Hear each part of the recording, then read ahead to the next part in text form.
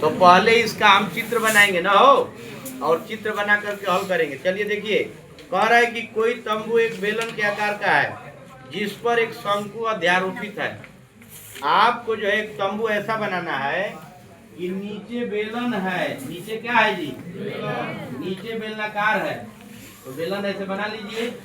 इसके ऊपर का भाग कैसा है, शंकुआकार है। इस तरह का भी टेंट पड़ता है कि नहीं पड़ता है?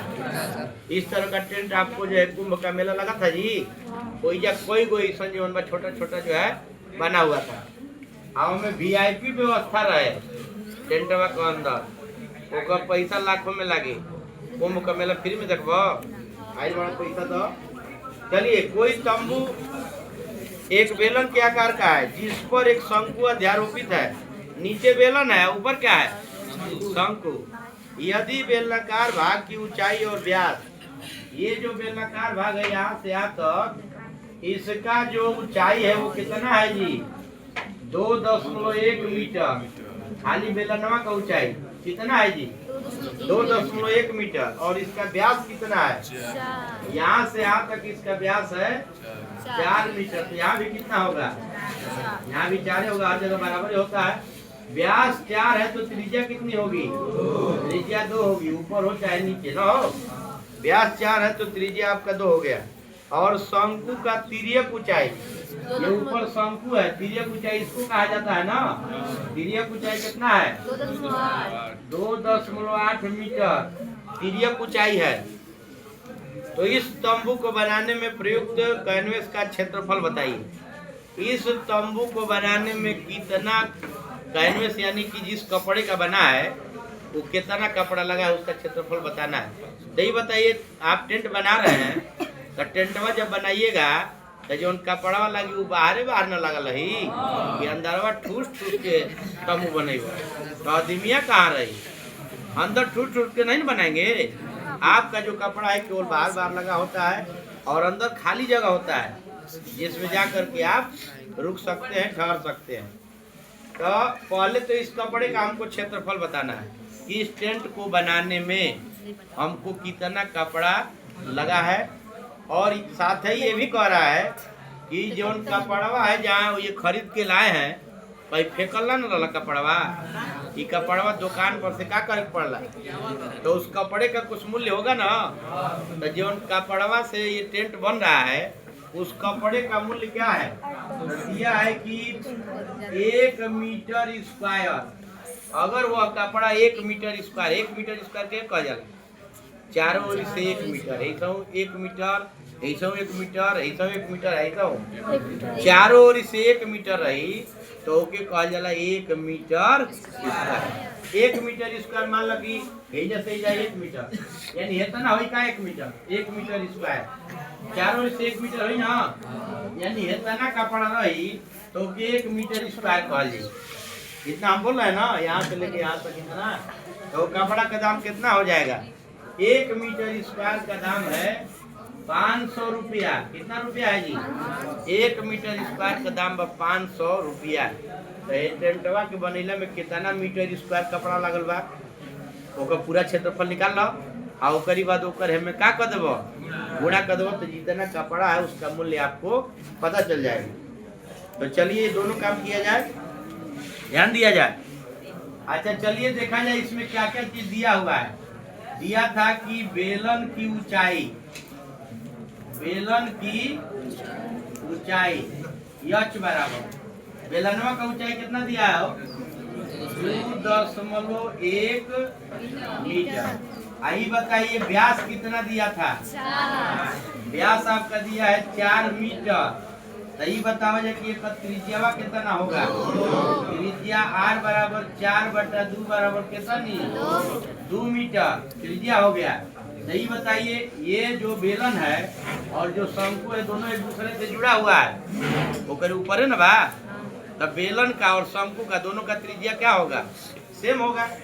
जितना शंकु का त्रिज्या होगा उतना ही बेलन का होगा, दोनों का त्रिज्या 2 मीटर। और इसके बाद बताइए और कुछ दिया है, तिर्यक ऊंचाई, शंकु की तिर्यक ऊंचाई जो ऊपरा शंकुआ है उसका तिर्यक ऊंचाई यल बराबर कितना 2.8 मीटर। अब चलिए पूरे कपड़े का हमको जो है क्षेत्रफल पता करना है, इसको बनाने में कितना कपड़ा लगा हुआ है। तो इसके लिए कौन से सूत्र का प्रयोग करेंगे? केवल वक्र पृष्ठ का। जो चीज बाहर बाहर लगा होता है उसको क्या कहा जाता है? तो में कौ गो आकृति है जी? 2 गो। तो लिखवा जा कि पूरे तंबू में लगे कैनवास का, कैनवास मतलब कपड़ा से मतलब है, किससे मतलब है? लेकिन जो प्रश्न में लिखा रहेगा वही आप लिखिएगा। प्रश्न में कैनवास न लिख लबा हो। पूरे तंबू में लगे कैनवास का क्षेत्रफल बराबर, यानी जो कपड़ा लगा है उसको बनाने में, टेंट को बनाने में कितना कपड़ा लगा है उसका क्षेत्रफल कितना होगा। तो ये बताओ कैसे निकलेगा? तो नीचे बेलन है, ऊपर क्या है? तो लिखवा जा कि बेलन का वक्र पृष्ठ, बेलन का वक्र पृष्ठ अब प्लस कितना हो, ऊपर शंकु है, शंकु का वक्र पृष्ठ। जो आकृति रहेगी उसका वक्र पृष्ठ निकाल लीजिएगा। चलिए बेलन का वक्र पृष्ठ और शंकु का वक्र पृष्ठ, दो आकृतियां हैं, दोनों का वक्र पृष्ठ निकाल करके क्या कर दीजिएगा? जोड़ दीजिएगा। चलिए दोनों का सूत्र लिखा जाए। बेलन के वक्र पृष्ठ का सूत्र क्या होता है? 2πr। और शंकु का वक्र पृष्ठ πr होता है। चलिए मान रखिए 2 गुणे पाई का मान, और त्रिज्या का मान 2, और ऊंचाई का मान, ऊंचाई है बेलन का ऊंचाई ना हो 2.1, धन पाई का मान, और त्रिज्या का मान 2, और तिर्यक ऊंचाई शंकु का कितना है? 2.8। कटाइए 7 से इसको कटा दीजिए, 0.70 के, इसको कटाइए 0.27 के 28 न हो। अब चलिए यहाँ पे देखिए, अब यहाँ पर हम लोग गुणा करेंगे। ये बताओ 22 दूना के 44 दूना के 88, 88 में और कितना का गुणा करेंगे? 0.3 का। बोलिए क्या होगा? 3 8 24 और 2 और 10 कया स्थान पर, यानी कि 26 दशमलव कितना 4। ये पहले वाले का हो गया। बाद वाले का किया जाए। ये बताओ जब 22 दूना के 44, इसमें कितना का गुणा कीजिएगा? 0.4 का, 4 के 16 आए 17 दशमलव को स्थान पर, 17.6। अब दोनों को जोड़ दिया जाए। 6 4 7 6 13 1 और 2 1 3 1 न हो, और दशमलव ही लग जाई, यानी कि आपका हो गया 44 मीटर स्क्वायर। इस टेंट को बनाने में जो कपड़ा का यूज हुआ है वो कितना कपड़ा लगा है? 44 मीटर स्क्वायर। अब वो कपड़ा का दाम बताए तो कि इसको बनाने में, टेंट को बनाने में जो कपड़ा लगा है उसका मूल्य कितना होगा। तो दिया है आपके लिए कि चूंकि 1 मीटर स्क्वायर का मूल्य कितना है जी? 500 रुपया। खाली एक क्षेत्रफल का, 1 मीटर स्क्वायर माने एक क्षेत्रफल, एक क्षेत्रफल का दाम है 500 रुपया। तो पूरे कपड़े के यानी कि 44 मीटर स्क्वायर का दाम क्या होगा? तो लिखेंगे इसलिए पूरे कैनवास का मूल्य बराबर क्या कर दीजिएगा? 44 में 500 से गुणा। तो बोला जा क्या हो गई? 22,000 रुपया।